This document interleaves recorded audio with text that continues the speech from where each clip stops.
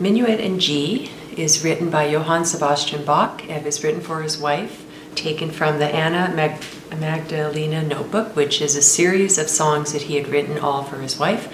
This is one of the more popular ones. It's an easy level, so beginners can play this one and not have too much trouble with it because it's written in the key of G major.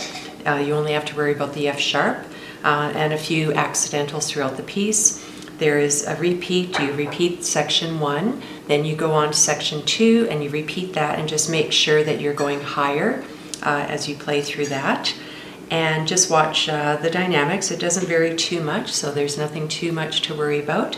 Good luck practicing this piece. If you have any further questions about it, please let me know at your next lesson. Thank you.